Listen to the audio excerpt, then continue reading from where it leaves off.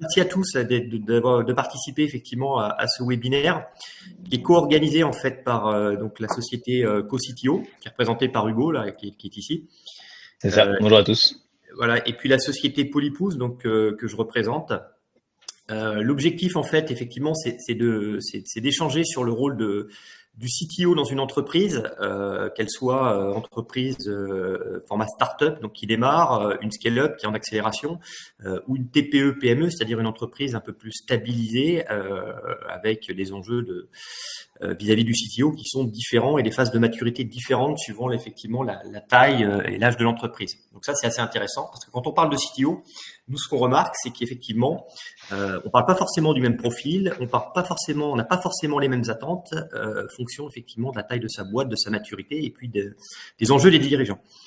Donc, un rappel rapide côté Polypousse. Donc, le job de Polypousse, le rôle de Polypousse, en fait, c'est d'accompagner des scale-up du monde de la tech à structurer leurs activités pour accélérer leur business. Donc, quand on parle de scale-up, on parle d'entreprises en général qui ont entre 3, 5 ans, voire 10 ans pour certaines, qui sont passés par des phases d'accélération, donc soit à travers des accélérateurs, soit à travers des programmes corporate d'entreprise, et puis qui se retrouvent à un moment donné confrontés au marché, avec leurs équipes, avec leurs premiers clients. Et comment on fait pour casser le plafond de verre? Comment on fait pour accélérer? Donc notre job c'est Polypousse avec notre background en fait d'entrepreneurs et puis de gens qui avons travaillé dans pas mal de grosses boîtes, c'est effectivement d'accompagner les dirigeants sur ce parcours qui est un parcours semé d'embûches pour leur faire prendre des raccourcis, pour challenger leur vision et puis pour les aider à accélérer. Donc on accompagne sur 6 piliers qui sont des piliers orientés autour de business, finance, marketing, stratégie internationale. Et puis, il y a quand même un pilier très important sur lequel on n'a pas de ressources en propre chez Polypousse, qui est le pilier de la tech. Parce que même si on accompagne des boîtes tech qui sont souvent drivées par des ingénieurs, on n'a pas de compétences techniques en propre au sein des équipes de Polypousse. Donc, pour ce faire, et on s'appuie sur des partenaires qui vont apporter des ressources en termes de développement, des partenaires qui vont apporter des ressources en termes de roadmap technique, en termes de CTO, ou en termes de product owner quand on travaille plus sur la partie produit. Donc aujourd'hui, je vous présente donc CoCTO, qui est un de nos partenaires, qui est présenté par Hugo. Donc Hugo, je te laisse aussi te présenter, puis présenter effectivement ta société et tes activités. Ouais, carrément. Donc, bonjour à tous, enchanté. Hugo Dupré, l'un des fondateurs du coup de CoCTO, comme le disait Gaël.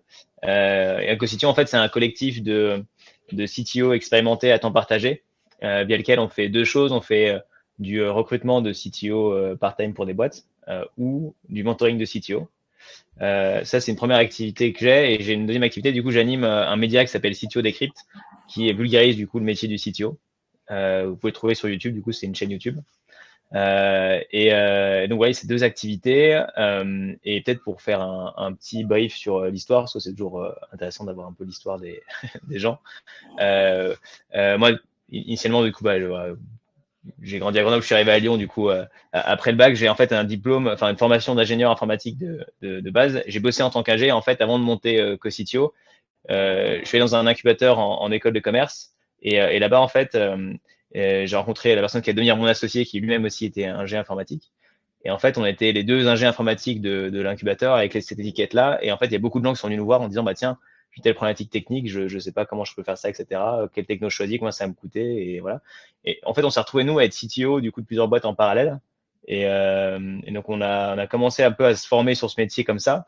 Et puis, en fait, on s'est rendu compte que le rôle du CTO, il évolue beaucoup. Donc, on ne pouvait pas faire toutes les missions, nous, ça n'avait pas de sens. Une boîte qui se lance, une boîte qui est en croissance, c'est pas pareil.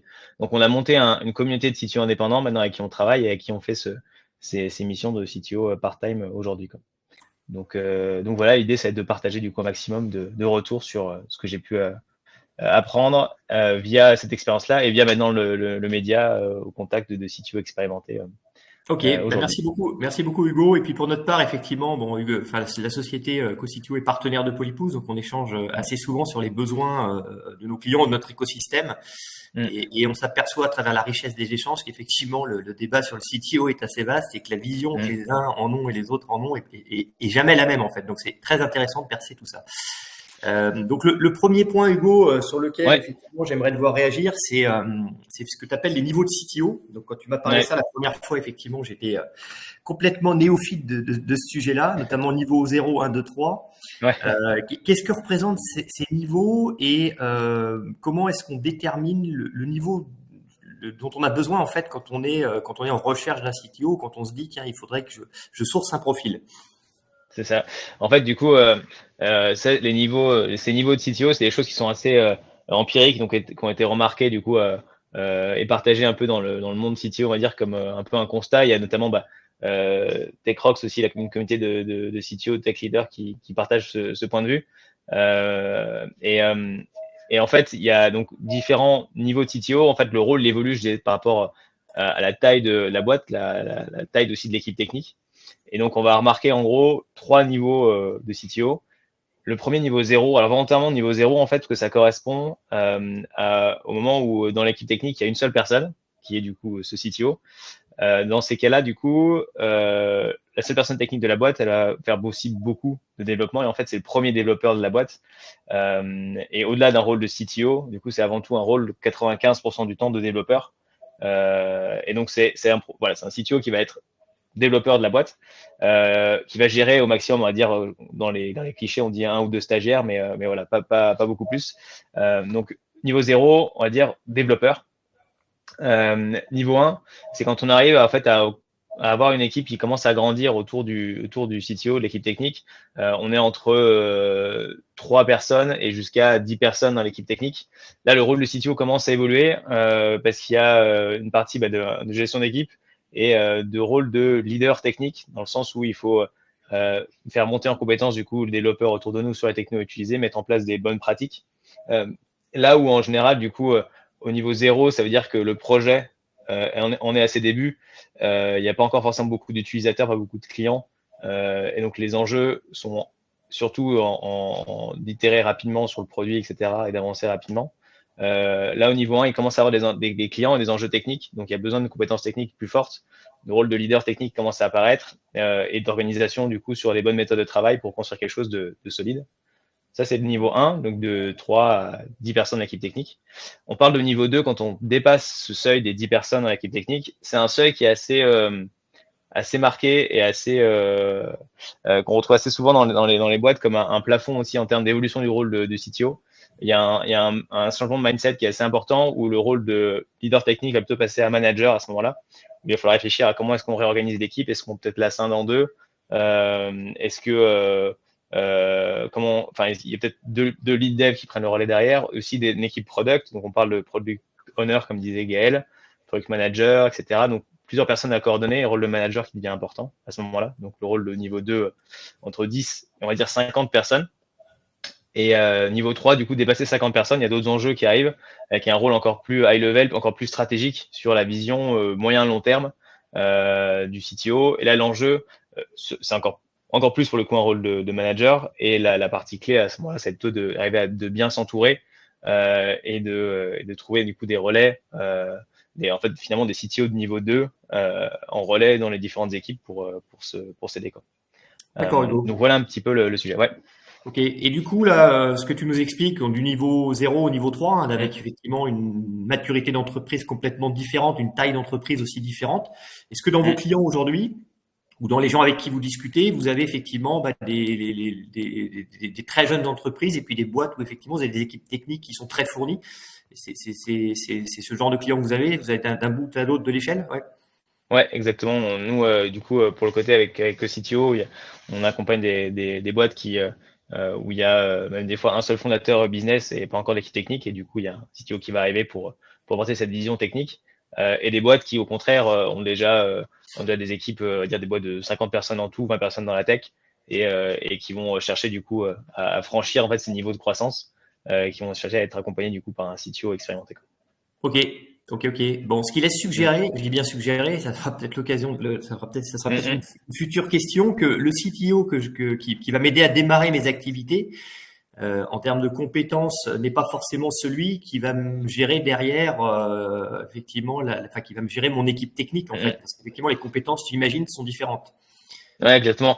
Et en fait, du coup, ces niveaux CTO, ils sont aussi Alors, c'est un peu des clichés, hein. Évidemment, la réalité est plus compliquée que ça, mais ça permet en fait de diagnostiquer aussi dans son équipe technique ou soit par soi-même, si on est nous-mêmes le CTO, se dire OK, à quel niveau je me situe et jusqu'où j'ai envie d'aller, soit quand on est plutôt le CEO, se dire OK, la personne qui joue le rôle de CTO dans mon équipe a plutôt un profil de niveau 0, 1, 2, 3, etc.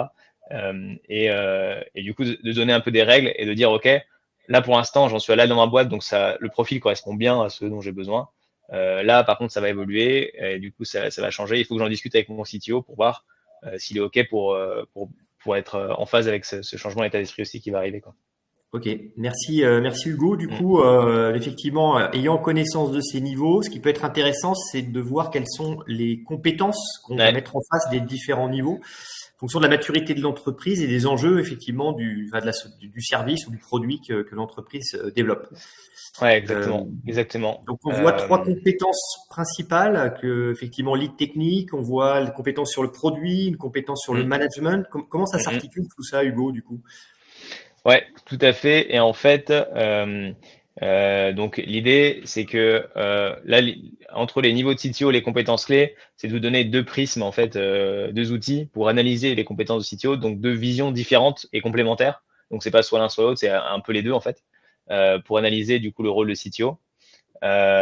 Et sur ces compétences clés, nous, c'est les compétences qu'on a remarquées du coup à force aussi de réaliser en fait des sourcings de CTO pour différentes boîtes. Elle est née encore une fois de manière empirique, cette règle des compétences clés. On s'est aperçu qu'en fait, à chaque fois, finalement, on résumait un sourcing à une compétence clé, puis après d'autres compétences annexes, mais à chaque fois, il y avait c'est celui-là qui revenait. Et en fait, d'expérience, du coup, il y a trois compétences clés présentes en gros pour tous les CTO, mais qui sont plus ou moins poussées, qui ont donné un peu différents profils aussi de CTO. Euh, donc, la première compétence, c'est la compétence de lead technique. Donc, ça rejoint un peu le CTO de niveau 1 dont je parlais tout à l'heure, entre 3 et 10 personnes dans l'équipe technique. Le lead technique, de la compétence de cette compétence-là, ça va être de maîtriser les technologies qui sont utilisées, de faire monter en compétence les développeurs sur ces technos, construire quelque chose de robuste, en tout cas adapté aux enjeux business. Donc, pas non plus démesuré s'il n'y a pas besoin, mais pas non plus sous-dimensionné pour éviter les problèmes avec des clients, des bugs, etc. Avoir ce bon niveau du coup de rationalité par rapport à la partie technique, de mettre en place des process de qualité et monter en fait en seniorité, faire passer les caps techniques à l'équipe qui va grandir. Donc, c'est plutôt cet aspect-là, lead technique. Euh, Première compétence. Deuxième compétence, du coup, c'est celle de product. Encore la compétence lead technique, en général, c'est le réflexe quand on parle de CTO, on pense directement à cette compétence-là. Les deux autres, un peu moins. Product, par exemple, ça se rappelle du rôle de product manager. Et dans le monde du CTO, en fait, même si dans les équipes qu'on va avoir, il y a un product manager, etc., il faut quand même que le CTO, dans son ADN, ait un peu cette compétence-là. Appliquer au CTO, la compétence de product, c'est d'avoir une vision aussi business et de pouvoir challenger du coup les fonctionnalités, les chantiers, se dire, OK, qu'est-ce qui arrive maintenant? OK, ça, tu veux le faire comme ça. On pourrait peut-être le faire un peu différemment techniquement, on prendrait 2 fois moins de temps. Avantage, inconvénient, qu'est-ce que tu préfères faire? Et challenger du coup ces parties-là. Et si on pousse le curseur de la compétence product au maximum, ça va être de tracer carrément la vision produit, la roadmap produit, à dire à 2 mois, voici ce qu'il faut, à 6 mois, voilà, à 12 mois, et d'avoir cette vision cadrage de produit. On parle notamment de CPTO quand on pousse le curseur product au maximum, donc de Chief Product and Technical Officer. Donc la fusion entre le responsable produit, Chief Product Officer, et le CTO. C'est un rôle qui commence à bien émerger dans les boîtes, donc une réalité derrière ça.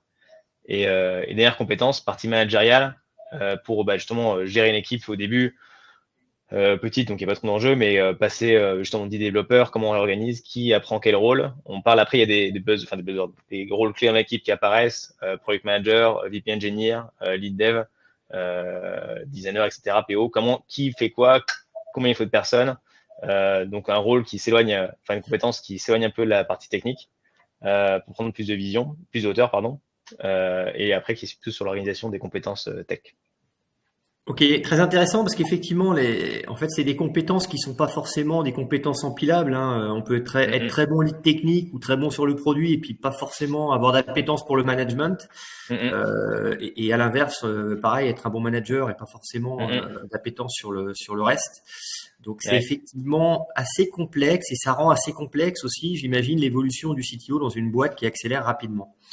C'est Du ça. coup, ouais, très intéressant. Du coup, Hugo, est-ce que tu as des exemples est-ce que tu as Ouais. des exemples de CTO dans des startups qui viennent reprendre effectivement ces niveaux ou ces compétences? Est-ce que tu peux nous en parler? Ouais, complètement. Complètement. Là, je peux vous donner des exemples du coup de startups qui sont montées, qui sont développées à différents niveaux. Il y a et du coup, soit avec des CTO aussi internes, soit avec des CTO externalisés, enfin en temps partagé. L'idée, c'est de donner peut-être une vue un peu globale sur tout ça. Il y a par exemple pour les CTO, par exemple interne de base, il y a une boîte qui s'appelle Aldebarian, par exemple, qui est à Paris, qui fait un compagnon de santé, du coup, donc une boîte dans la santé, une health tech. Ils ont démarré, du coup, avec un groupe de 3 associés, un CEO sur la partie, bah, lui, responsable business, un responsable produit, enfin un CPO en gros, et un CTO. Et le CTO, du coup, avait le rôle, bah, comme je disais au début, quelqu'un qui arrive sur le projet associé, temps plein, donc développeur de l'équipe. Et le fait qu'ils avaient du coup aussi une compétence CPO dans les associés, et du coup quelqu'un était responsable de la vision produit, de savoir comment est-ce qu'on faisait les choses, donc quelles étapes on avait en place, etc. Donc schéma assez classique aussi de lancement de boîte, on va dire dans un début. La boîte s'est développée, du coup après l'équipe est montée là aujourd'hui de 2 développeurs dans l'équipe technique, chapeauté par le CTO. Et donc le rôle évolue comme ça. Donc c'est un exemple qui peut exister. Il y a aussi une autre boîte je peux citer Audio Wizard qui est à Lyon ou 2 associés qui montent la boîte, un CTO, un CEO. Pareil au début, du coup, CEO partie business, il va chercher des clients, CTO qui construit le produit, principal développeur de la boîte. Et en fait, la boîte après s'est développée.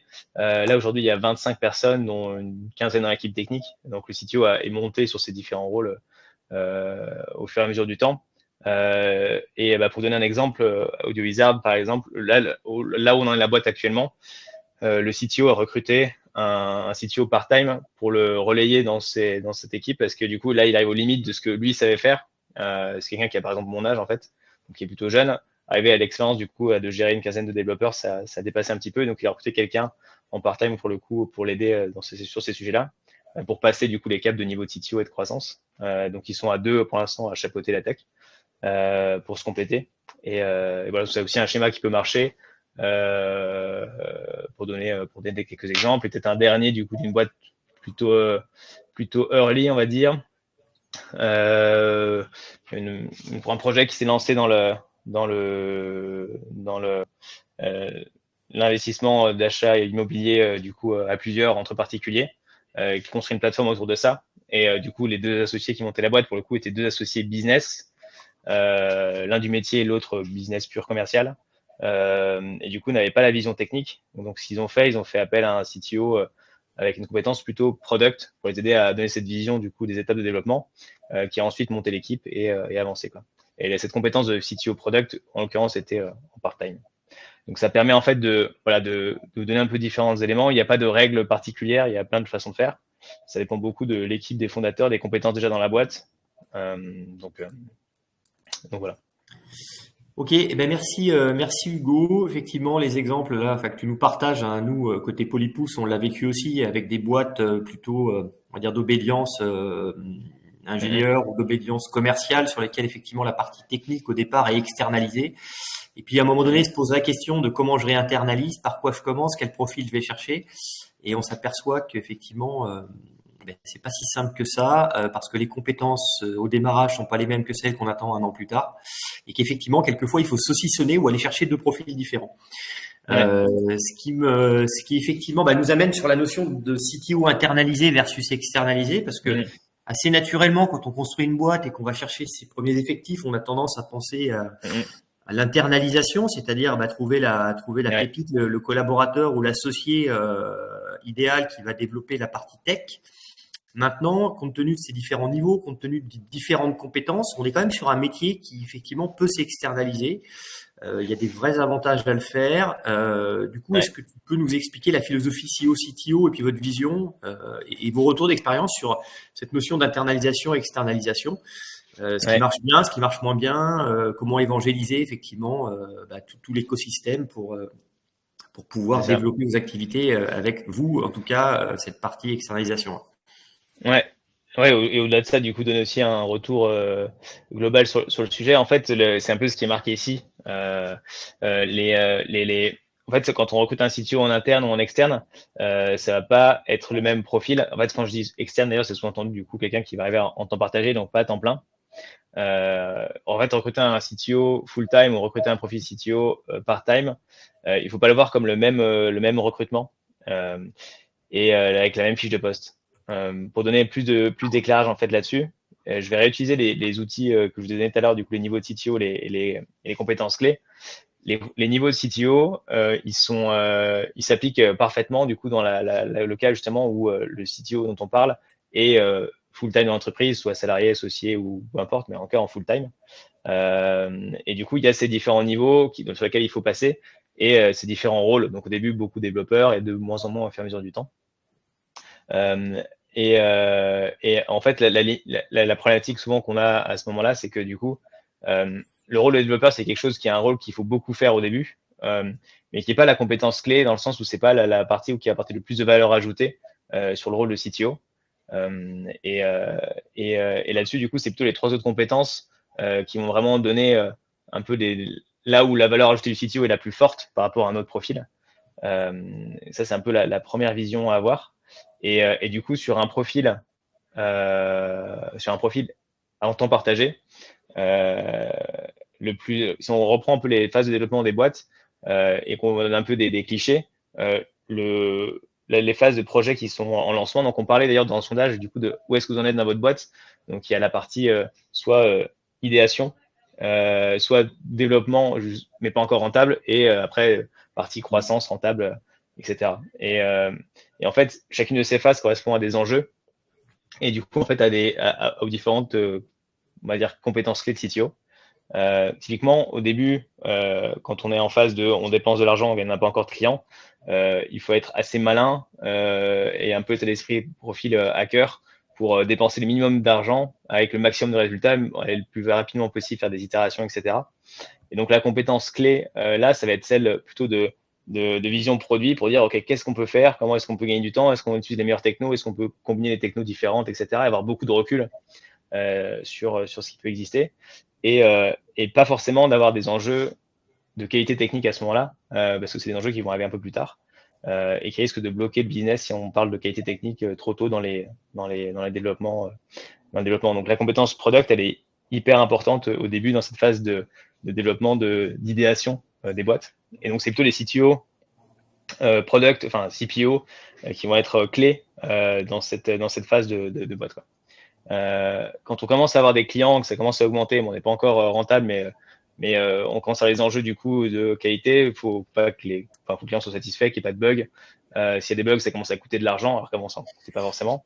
Donc il y a un enjeu de qualité technique qui commence à arriver. Et du coup, la compétence clé de CTO, là, c'est celle de lead technique qui arrive pour processiser et avancer correctement là-dessus. Et quand l'équipe continue à se développer, et en général, du coup, ça va avec la rentabilité du coup de la boîte et la croissance de la boîte. Donc, en général, quand on dit qu'on commence à avoir une croissance du coup rentable, à ce moment-là, du coup, l'équipe est assez importante. Bon, je parle en général du coup de ces fameux 10 personnes, mais bon, ça peut un peu être un peu aux alentours. Des fois, ça peut commencer à 5 sur certaines boîtes. La compétence de manager va devenir hyper importante et du coup, il va falloir faire évoluer le rôle vers ce rôle-là de manager. Et donc, du coup, donc voilà, en gros, ces compétences clés, il faut les avoir dans tous les cas, en part-time ou en full-time. Ça va être hyper important de les avoir au bon moment. La contrainte qu'on a sur du full-time en plus, c'est que comme ça va être quelqu'un qui est là en full-time, et ben, dans les 2 premières phases, il va falloir qu'aussi le CTO soit développeur. Donc, il va falloir trouver un profil qui est un peu un mouton à 5 pattes, c'est un peu compliqué à trouver.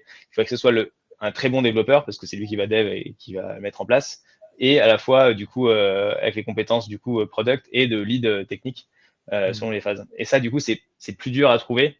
Et c'est là que du coup le CTO externalisé va simplement se focus sur la partie compétences clés et pas forcément du coup être le principal développeur de la boîte. Il y aura quelqu'un d'autre dans l'équipe qui fera ça. C'est là que ça peut avoir un sens, quoi. Donc, c'est une première vision déjà à avoir un peu sur externaliser, internaliser D'accord. les différences. Ok Hugo, alors je me permets quelques Ouais, questions là pour amorcer vas-y. aussi, parce qu'on va arriver dans la phase des questions.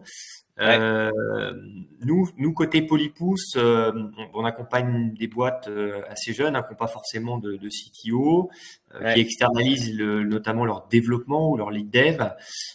Souvent, elles font appel à des investisseurs. On est dans des phases plutôt seed à ce moment-là pour Mm. aller chercher un peu d'argent. Et souvent, l'investisseur à ce stade-là finance de la tech.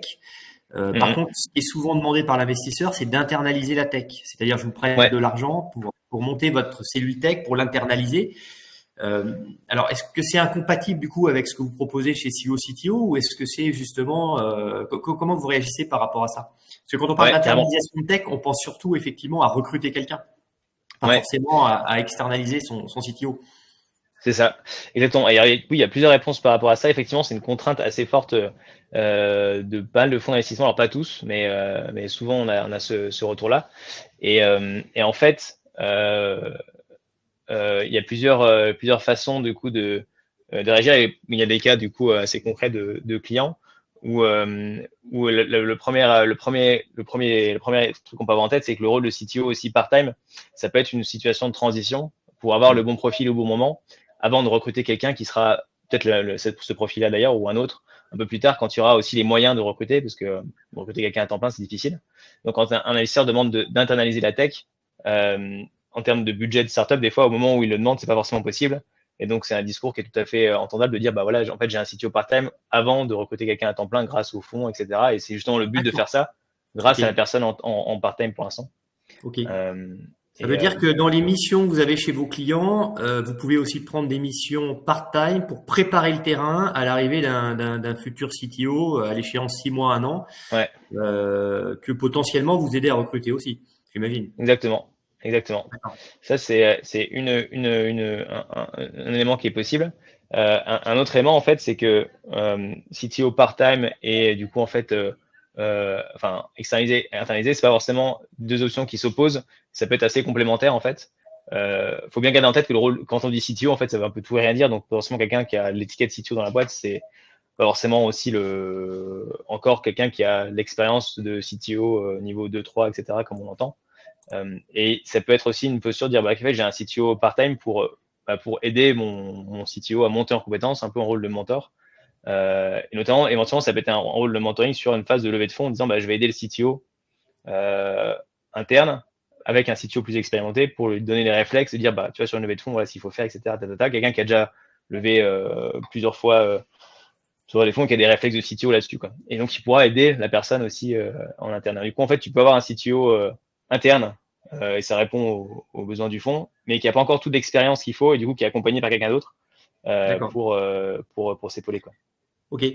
Et du coup, oui, donc j'imagine que dans cette communauté de CTO que vous animez, il y a différents niveaux de maturité, il y a de l'entraide aussi entre les Mm. personnes. Donc ça, c'est aussi une richesse que vous proposez à vos clients. Donc ça, c'est un premier point.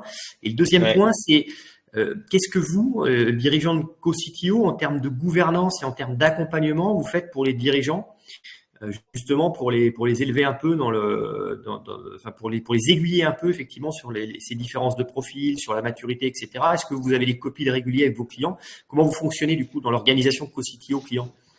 Ouais, clairement, sur la partie client, du coup, nous, ce qui va être important au début, c'est d'expliquer en fait ce que j'explique aussi ici sur les subtilités sur le rôle de CTO pour aller bien dans la bonne direction par rapport à là où on en est dans la boîte, etc. Et bien faire comprendre du coup quel est le bon profil qu'il faut pour la boîte, parce que souvent il y a des réflexes de dire ben non, en fait je pense plutôt à quelqu'un d'autre. Et en fait on sait très bien d'expérience que si c'est une personne avec un profil comme ça arrive dans la boîte telle qu'elle est aujourd'hui, avec peut-être un manque de cadrage ou de vision produit, il y aura peut-être un problème et ça va pas matcher, quoi. Donc le but c'est de bien expliquer ça, de trouver avec bah, les dirigeants quel est le bon profil. Euh, D'aller le chercher et puis après de mettre en place du coup un suivi où du coup quand on est sur du temps partagé, ça va être important aussi de maîtriser bah, les coûts et les objectifs et du coup de les revoir. Donc on avance par sprint après avec le CTO. On D'accord. fait des points réguliers où le CTO présente ses avancées, on challenge un peu ce qui se passe. On va à chaque fois un peu plus loin, etc. Voir du coup à un moment donné, on peut faire évoluer le rôle du CTO part-time parce qu'une phase est franchie et il faut faire un Hmm. changement de CTO. De CTO, très bien, très bien. Ouais. Merci beaucoup Hugo. Du coup, la phase de questions est entamée. Je me suis permis effectivement de poser les premières questions. Ok. Du coup, j'ai fait dans les onglets, dans les questions là, dans le chat, vous pouvez poser vos questions. Vous avez un onglet questions. J'ai une première question de Maxime qui nous demande comment savoir si mon CTO a le niveau pour faire face aux enjeux de mon entreprise. Ouais. Et bah, du coup, euh, ça va même aller au-delà des grilles de compétences que j'ai données, des niveaux. Euh, en gros, le rôle de CTO, comme il évolue, peu importe dans quelle phase on est de la boîte, en fait, il y a des constantes aussi au niveau des soft skills de CTO qu'on va retrouver un peu chez tous les profils.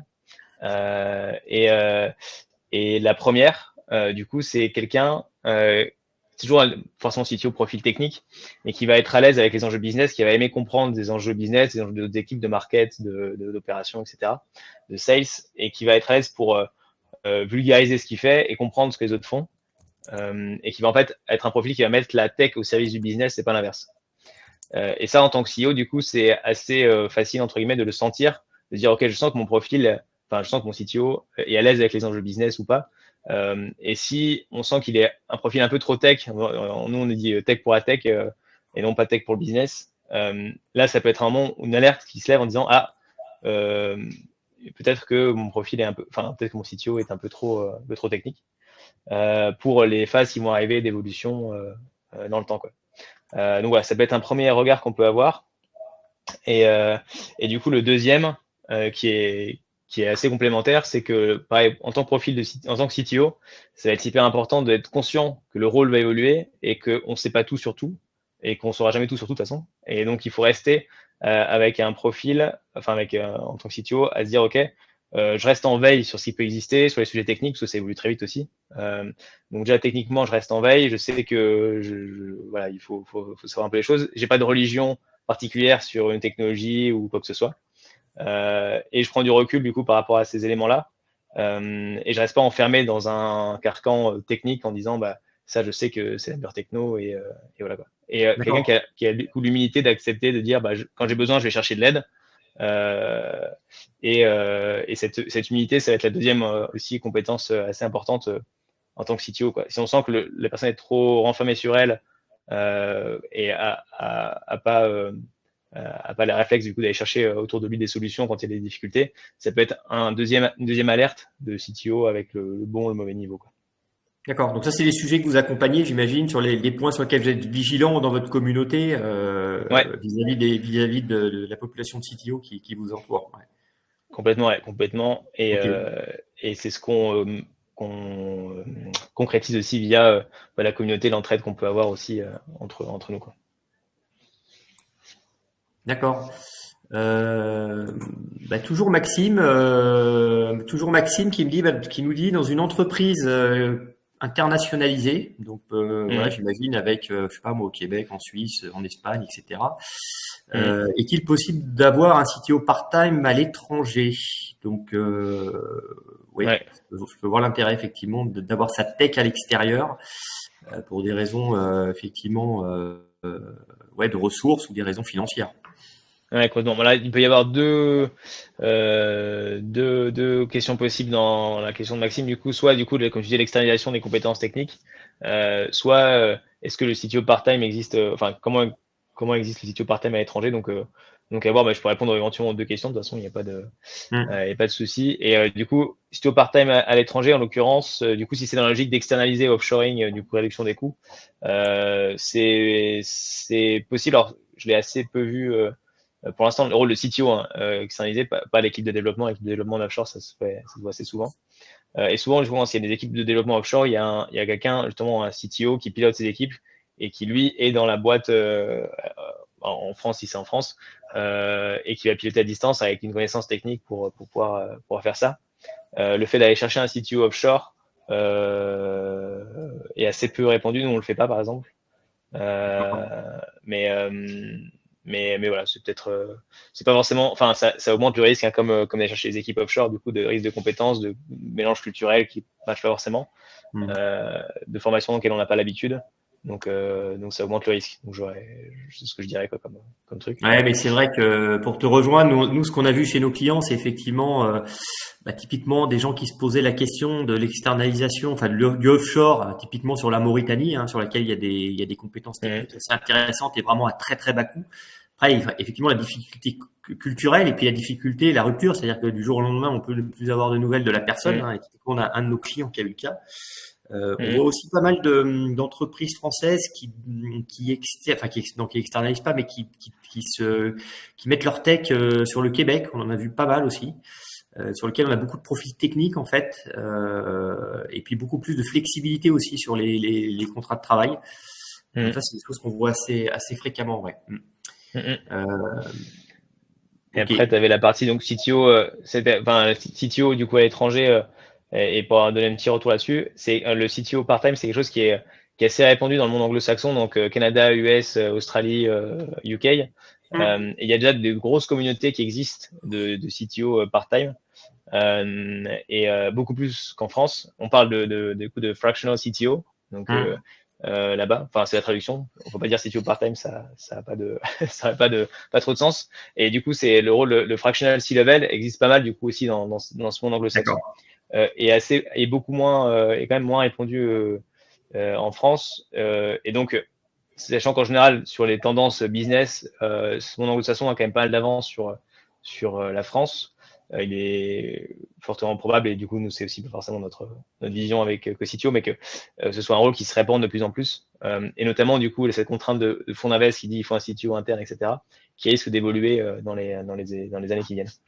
Ok, merci Hugo. J'ai du coup d'autres questions. Là, ça y est, c'est parti. Donc, question de Corentin Corentin nous a rejoint. Bonjour Corentin. Comment savoir s'il nous faut un CTO ou un lead dev et est-ce que vous faites une différence? Donc ça, c'est la première question. Deuxième, pour une team de 4 développeurs en interne et d'un CPTO en rôle de manager de la team dev. Voilà, enfin, en fait, c'est la taille de l'équipe. Donc, équipe de 4 personnes et avec un CPTO qui fait le manager en fait de la team développement.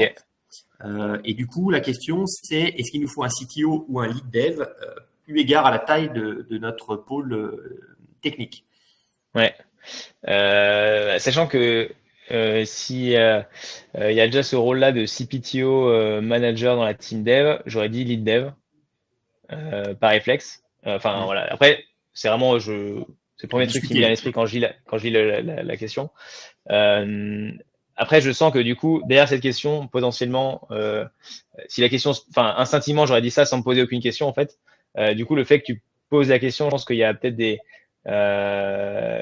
sujets, peut-être d'orga ou de trucs qui font que il y a peut-être une question sous-jacente qui sera à se poser, et de définition peut-être plus en détail du rôle du CPTO actuel. Mais en gros, si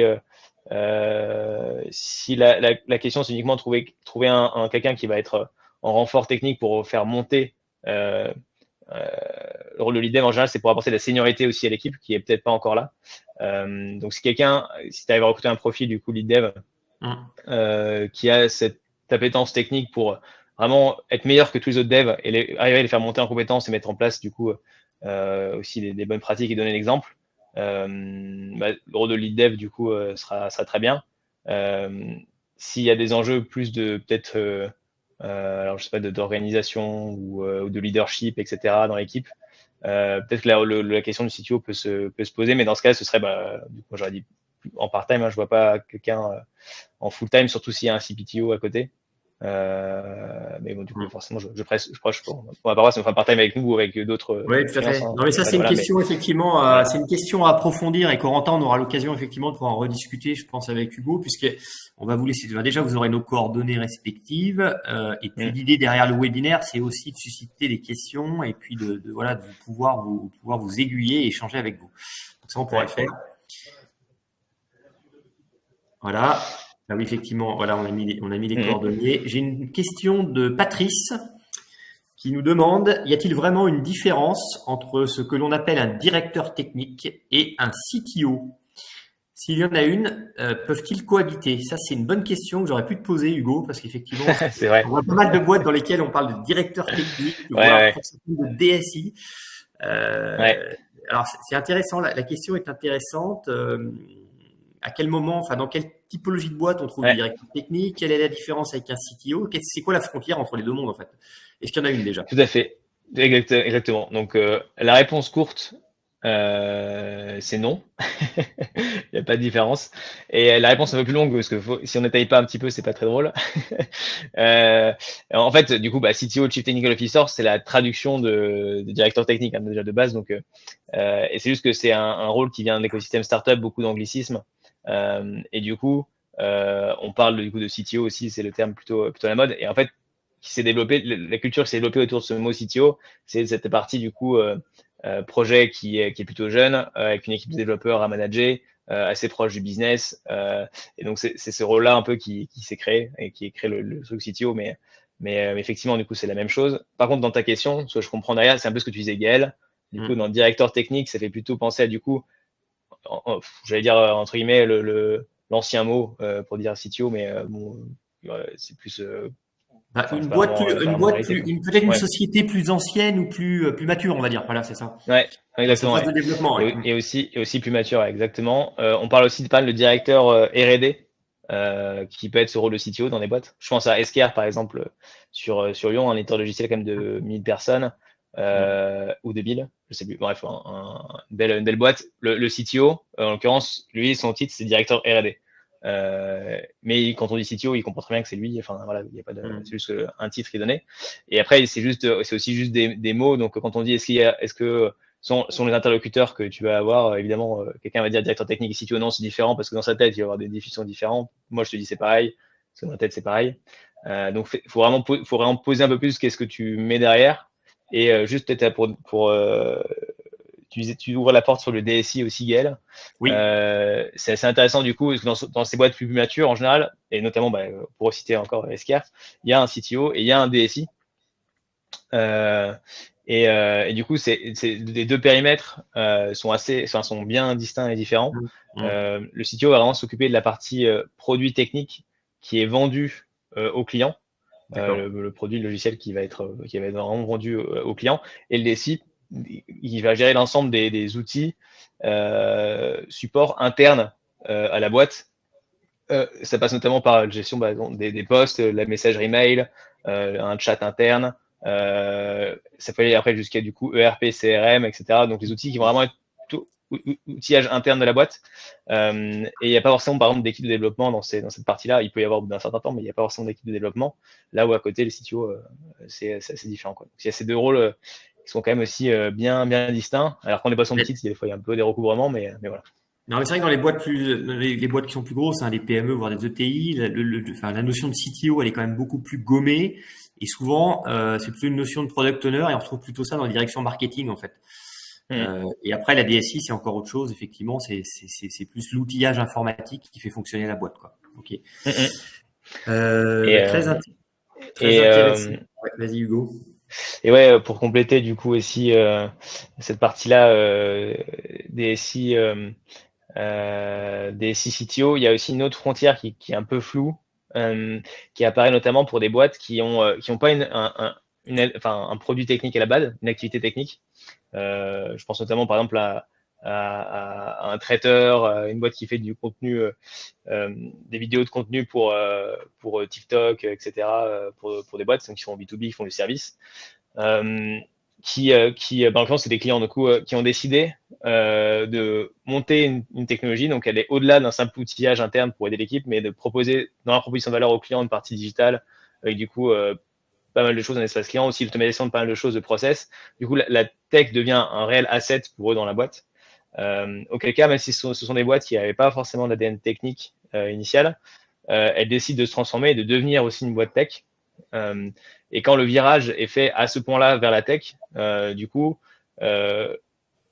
ces boîtes-là décident plutôt de recruter un CTO plutôt qu'un DSI pour monter un réel techno, une réelle plateforme pour la boîte. Et alors que ce sont aussi une partie des outils internes. Donc il y a aussi cette ambivalence-là qui peut exister dans certaines boîtes. Ok Hugo, alors j'ai une dernière question parce que personne ne l'a posée et moi je te l'ai déjà posée mais je vais la reposer. Les activités de CEO, CTO, c'est uniquement sur Lyon et Rhône-Alpes ou c'est France entière? Parce que c'est vrai que On n'en a pas Oui, dit c'est sur vrai. Paris. Non, c'est France entière du coup. Pour vous dire, nous on a des bureaux à Paris et à Lyon. D'accord. Et après des collabs répartis un peu sur tout le territoire national. Ok. Et des CTO aussi qui couvrent aussi tout le territoire, donc dans différentes villes de France. Et on a même fait quelques missions du coup à Londres et à Bruxelles, mais c'est encore anecdotique, ça représente pas la majeure partie de nos collabs. Ok. Écoute, merci beaucoup Hugo. J'ai le sentiment qu'au niveau des questions, on est arrivé au bout. Alors personne n'a décroché depuis le début, je vous en félicite, hein, c'est très bien. C'est très bien. Donc vous avez nos coordonnées. Donc Hugo, CEO, co-CTO et moi Gaël, donc côté Polypousse. N'hésitez pas effectivement à nous contacter sur ces sujets-là. Voilà, donc c'est toujours un plaisir d'échanger avec vous. Je tenais aussi et je tiens à remercier Delphine, donc chez Polypousse, qui nous a organisé ce webinaire d'une main de maître. Elle est derrière. C'est elle qui nous guide. Donc, merci beaucoup Delphine. Et du coup, Delphine reviendra vers vous individuellement, effectivement, pour vous pousser la présentation et puis voilà, interagir avec vous s'il y a des questions, etc. Voilà, n'hésitez pas, que ce soit Hugo, Delphine ou moi.